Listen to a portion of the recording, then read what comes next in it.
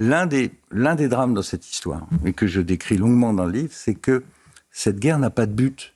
On ne connaît pas le but de guerre. C'est quoi ? C'est de renverser Poutine ? C'est de refaire les frontières de 91 ? C'est d'empêcher l'expansion de Poutine jusqu'à Lisbonne, comme il y a eu des théories, effectivement. Mais avec quoi ? Ils arrivent à peine à grignoter des territoires face à une armée qui est exempte, et vous les voyez arriver à Paris demain ou à Berlin ? Vous le savez aussi bien que moi, c'était la théorie il y a encore quelques années. Ah mais non, il y a plein de gens qui ont écrit des bouquins et qui ont fait des plateaux de télé depuis 2 ans pour expliquer qu'on était au bord d'une guerre mondiale, qu'il y avait Daladier, que c'était Daladier, c'était Munich. Rappelez-vous quand même la campagne européenne de Macron et de Valérie Ayer, qui ressortait Daladier, qui ressortait de Chamberlain. On était au bord d'une...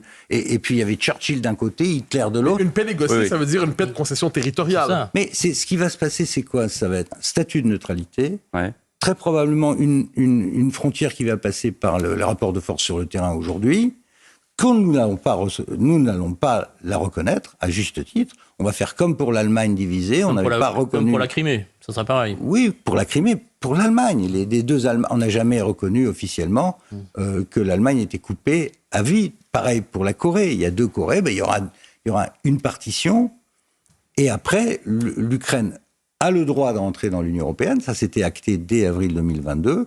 Le problème qui va se poser, ce sont les garanties de sécurité. Qui va s'occuper de la reconstruction de l'Ukraine ? 700 milliards d'euros. Qui va s'occuper des garanties de sécurité ? Parce que s'ils rentrent dans l'Union, il faudra assurer la sécurité du pays. Avec quel budget de défense, sachant que, quoi qu'on raconte sur l'économie de guerre, personne n'est en économie de guerre en Europe. Donc, nous avons devant nous des questions absolument majeures que personne ne se pose. Et on est trop occupé par d'autres choses à l'Assemblée en ce moment. Mais comment on va gérer la paix ? Le plus difficile, c'est comment gérer la paix. Comment faire en sorte d'éviter qu'on a, en 1918, on recouse la plaie en laissant l'infection dedans. Ça, ce serait la pire des choses. Donc il faut qu'on trouve quelque chose qui tienne la route et qui garantisse la sécurité de l'Ukraine et qui permette de reprendre des relations... Pierre Lelouch.